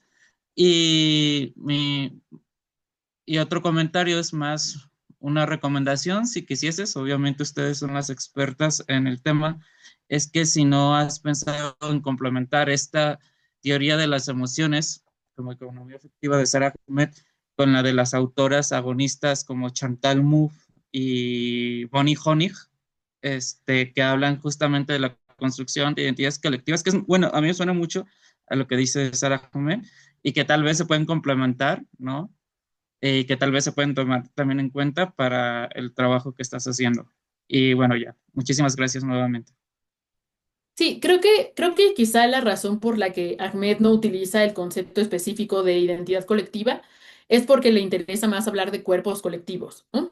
O como que ella es muy cuidadosa eh, de tratar de poner que la emoción constituye cuerpos individuales y colectivos, pero que en el cuerpo colectivo en realidad también el único cuerpo al que tenemos acceso, pues es el cuerpo que es efectivamente propio, ¿no?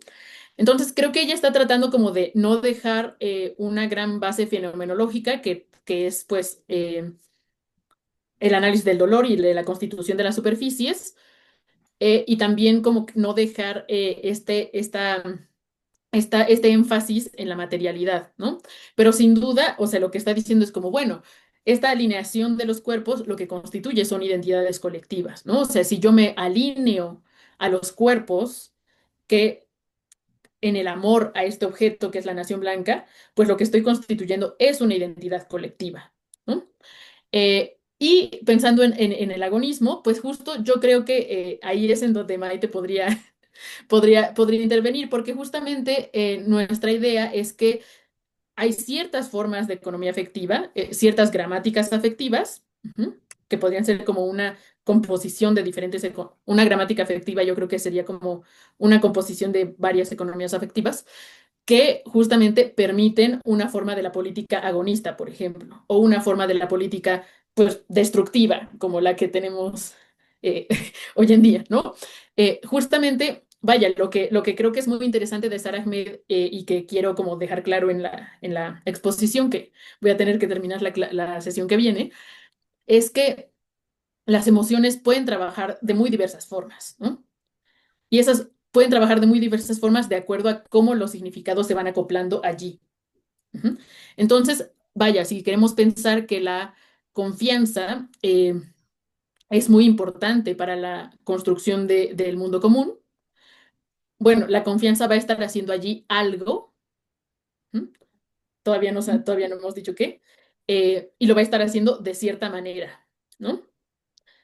Que sería diferente a como lo podría hacer en otros modos de política. Ujú. Eh, sí, sí, sí, pero sí, muchas gracias por tu comentario. ¿Alguien más? Me siento mal porque me hablé mucho, perdón.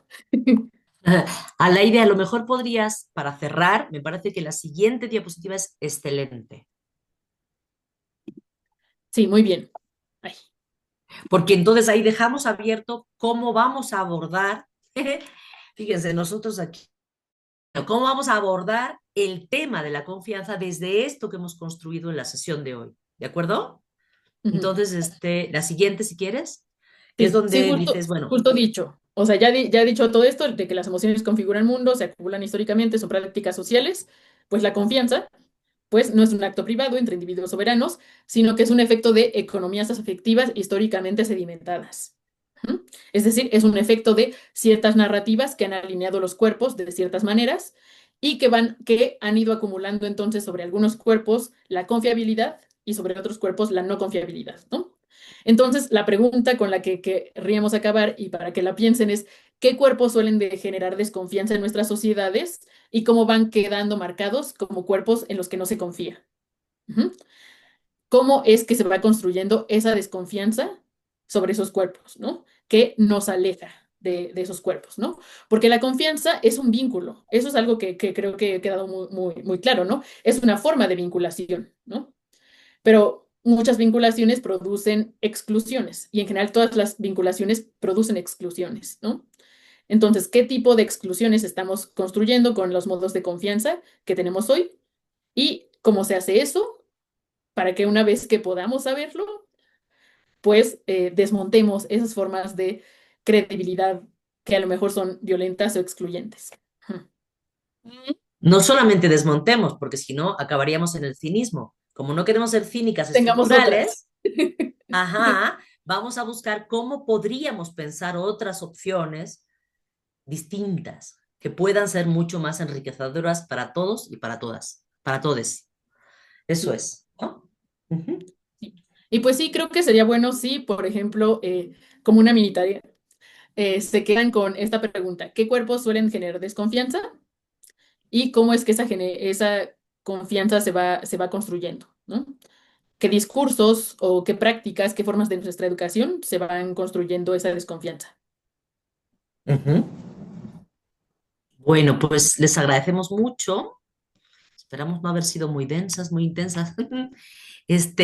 Y les convocamos aquí para el próximo martes para seguir trabajando lo que falta, o sea, digo, cómo relacionamos esto con la confianza a través de Ahmed y vamos a trabajar también a otra socióloga que se llama Eva Ilú, que habla de las emociones congeladas, de las intimidades congeladas. Bueno, vamos a trabajar esa parte. Bueno, muchas gracias. Muchas gracias. Gracias, buenas noches. Hasta luego, buenas Buenas noches. noches. Gracias, Hasta luego, muy bye. bien. Gracias, buenas Buenas noches.